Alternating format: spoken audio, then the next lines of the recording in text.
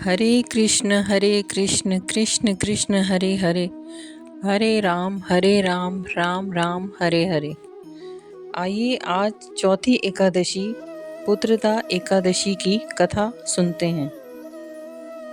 पौष माह के शुक्ल पक्ष की एकादशी का नाम पुत्रदा एकादशी है। इस दिन नारायण भगवान की पूजा की जाती है। इस मनोकामना और सिद्धि देने वाली पुत्रदा एकादशी व्रत के समान अन्य कोई व्रत नहीं है। हे युधिष्ठिर, इस संबंध में एक कथा तुमसे कहता हूँ। भगवान श्री कृष्ण ने कहा, हे युधिष्ठिर, पूर्व काल की बात है। भद्रावती नामक नगरी में सुकेतु नाम का एक राजा राज्य करता था। उसकी रानी का नाम शैव्या था। राजा के कोई संतान नहीं थी। इस कारण राजा और रानी पुत्र न होने की चिंता से सदैव चिंतित रहा करते थे। राजा के मन में भी चिंता थी कि पुत्र न होने पर मेरे पूर्वजों को और मुझे भी पिंड दान कौन करेगा। बिना पुत्र के पितरों और देवताओं का ऋण मैं कैसे चुका सकूंगा। उसके पितर भी रो रो कर पिंड लेते थे कि इसके बाद हमें पिंड कौन देगा। भाई बंधु, धन, हाथी, घोड़े, राज्य और मंत्री सब कुछ होते हुए भी राजा को संतोष नहीं था। जिस घर में पुत्र न हो उसमें अंधेरा रहता है। राजा रात दिन इसी बात में चिंता में घुलता रहता था। इसलिए उसने सोचा कि मुझे पुत्र की प्राप्ति के लिए प्रयत्न करना चाहिए। पूर्व जन्म के कर्म से ही अगले जन्म में पुत्र, धन आदि प्राप्त होते हैं। इसी प्रकार चिंता में राजा के दिन कटते गए।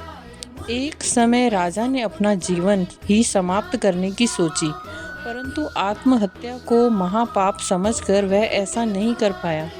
इसी विचारों में डूबा रहा राजा एक दिन बगैर किसी को बताए घोड़े पर चढ़कर वन को चल दिया। वहां उसने देखा कि हाथी अपने बच्चों और हथनियों के साथ घूम रहे हैं। उस वन के दृश्यों को देखकर राजा का दुख और बढ़ गया। वह सोचने लगा कि वह पुत्रहीन क्यों है। इसी सोच में दोपहर बीत गई। वह सोचने लगा कि मैंने अनेक यज्ञ किए और योग्य ब्राह्मणों को भोजन से तृप्त करके उन्हें दान दक्षिणा भी दी, परंतु फिर भी मुझको यह दुख क्यों मिल रहा है। आखिर इसका क्या कारण है। राजा मन में दुखी होकर सोचने लगा कि अपनी इस व्यथा को किससे कहूँ। ऐसा सोचते और भटकते भटकते राजा को भूख प्यास सताने लगी। राजा प्यास के मारे दुखी होकर जल की खोज में इधर उधर फिरने लगा। किसी पुण्य के प्रभाव से थोड़ी दूर पर राजा ने एक सरोवर देखा। उस सरोवर में कमल खिल रहे थे तथा सारस, हंस आदि विहार कर रहे थे। उस सरोवर के चारों ओर मुनियों के आश्रम बने हुए थे। उसी समय राजा के दाहिने अंग फड़कने लगे। राजा शुभ शकुन समझकर घोड़े से नीचे उतरा। सरोवर के तट पर बहुत से मुनि वेद पाठ कर रहे थे। उन्हें देखकर राजा को बड़ा हर्ष हुआ। मुनियों को दंडवत प्रणाम किया। मुनियों ने राजा का स्वागत किया और अपने सामने आसन दिया। राजा मुनियों के सामने बैठ गया। राजा ने बारंबार प्रणाम किया। राजा को आसन दे मुनियों ने कहा कि हे राजन, हम तुमसे अत्यंत प्रसन्न हैं। तुम्हारी क्या इच्छा है, कहो। राजा ने उनसे पूछा कि महाराज, आप कौन हैं और किस लिए यहाँ पधारने का कष्ट किया है, सो कहिए। मुनियों ने राजा की विनम्रता से प्रसन्न हो अपना परिचय दिया। मुनि बोले, हे राजन, हम विश्वदेवा हैं और माघ स्नान के लिए यहाँ आए हुए हैं। आज से 5 दिन बाद माघ स्नान आरंभ होगा। हे राजन, आज संतान देने वाली पुत्रदा एकादशी है। मुनियों का परिचय पाकर अत्यंत विनम्र भाव से राजा ने कहा कि हे मुनि श्रेष्ठ, मैं आपका सेवक हूँ। यदि आप मुझ पर प्रसन्न हैं तो मुझे भी एक पुत्र प्राप्ति का वरदान दीजिए। मुनि बोले कि हे राजन, आज के ही दिन पुत्रदा नाम की एकादशी है। इसका व्रत पुत्र की मनोकामना पूर्ण करने वाला और उत्तम संतान देने वाला होता है। आप आज विधि पूर्वक इस पुत्रदा एकादशी का व्रत करें और भगवान श्री विष्णु जी की आराधना करें। भगवान की कृपा से अवश्य ही आपको पुत्र की प्राप्ति होगी। श्री कृष्ण कहते हैं, मुनियों के वचनों के अनुसार राजा ने उस दिन एकादशी का विधि पूर्वक व्रत और अनुष्ठान किया और द्वादशी को उसका पारणा भी किया। इसके पश्चात मुनियों को प्रणाम करके राजा अपने महल में वापस आ गया।